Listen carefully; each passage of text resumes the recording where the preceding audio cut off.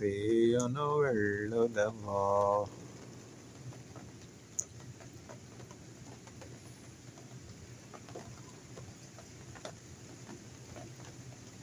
Life జీవము జీవము యేసుక్రీస్తు ప్రభులో ఉన్నది. ఆ సత్యాన్ని మనం గ్రహించాలి. మన చేతితో అనేకమైనటువంటి బొమ్మలు మనం చేసుకొని వచ్చును. అయితే ఆ బొమ్మలకు మనం జీవం ఇవ్వలేము కదా. ఆ జీవం ఎక్కడి నుంచి రావాలి? దేవుని నుండి రావాలి.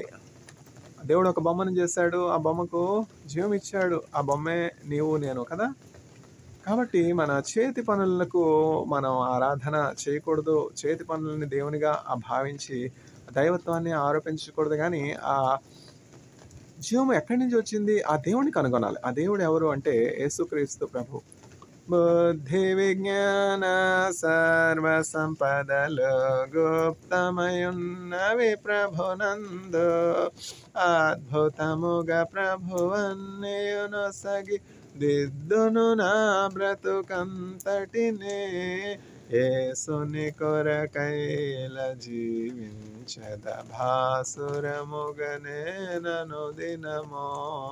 దోషములన్నీయు బాపును మోక్ష నివాసము మా ప్రభు చేర్చునుగా. నాశన కరుమగు గుంటల నుండి మోసకరం బగు యోబి నుండి నాశచనిల పైకెత్తెను నన్ను పిశాచి పదంబును తొలగించన్. అర్పించెను తన ప్రాణము నాకై రక్షించెను నా ప్రియ ప్రభువే. అర్పింతును నా యావజ్జీవము రక్షకుడేసును సేవింప. శోధన బాధలు శ్రమలిల కల్గిన ఆదుకొనును నా ప్రభువనిసం. వ్యాధులు లేములు మరణము కల్గిన నాథుడే నా నిరీక్షణగున్. యౌవన జనమా ఇది ఏ సమయము, యేసును చాటను రారండి. పావన నామము పరిశుద్ధ నామము జీవపు మార్గము ప్రచురింపన్. ప్రభునందానందింతును నిరతము ప్రార్థన విజ్ఞాపనములతో. విభుడే తీర్చును ఇలా నా చింతలు, అభయముతోను తీంతు ప్రభున్. యేసుక్రీస్తు ప్రభువే జీవాధారము. యేసుక్రీస్తు ప్రభువే నిత్య జీవము కలిగినటువంటి వాడు. ఎలయనగా ఆయనలో జీవం ఉండెను. ఆ జీవము నరుని వెలిగించుచుండెను. ప్రతి మనుష్యునికి జీవం ఇచ్చుచుండెను. ఆది యందు వాక్యం ఉండెను, వాక్యము దేవుడే ఉండెను, వాక్యము దేవుని యొద్ద ఉండెను, వాక్యము దేవుడే ఉండెను. In the beginning there was word, and the word was with God, and the word was God, and the word is Jesus Christ. యేసుక్రీస్తు ప్రభు ఎవరు? యేసుక్రీస్తు ప్రభు దేవుని యొక్క వాక్కై ఉన్నారు. యేసుక్రీస్తు ప్రభు వాక్యము.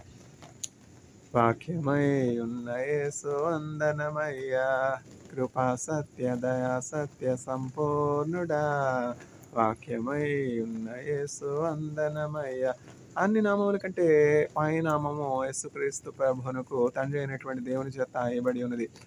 తండ్రి దేవుడైతే యేసుక్రీస్తు ప్రభు దేవుడు కాడా అని ప్రశ్న. తండ్రి, కుమార, పరిశుద్ధాత్మ త్రిత్వము ఒకటై ఉన్నటువంటి దేవుడు యావే. Yahweh means self-sustaining God, self-existing God.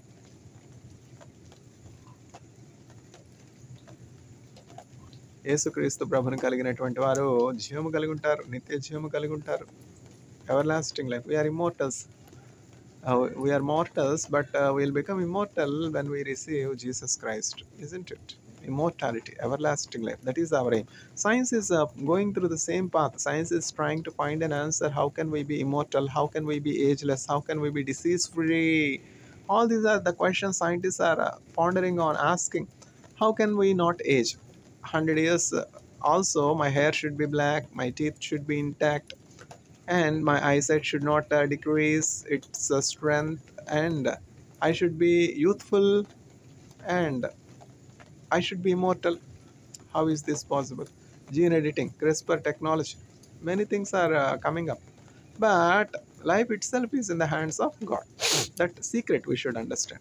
God created man to be immortal only. God created man to be ageless only. But in our greed and in our disobedience to God, we brought a death upon ourselves, isn't it? Now we have to turn to the one who has made us and become immortal and become ageless and become disease free and receive grace after grace and to have continual fellowship with God through His Son Jesus Christ.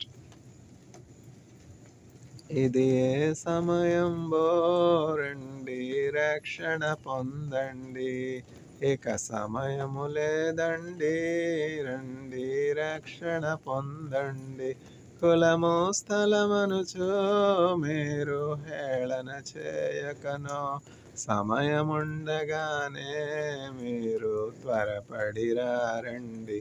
May the lord grant eternal life to the audience by having faith in Jesus Christ. Amen.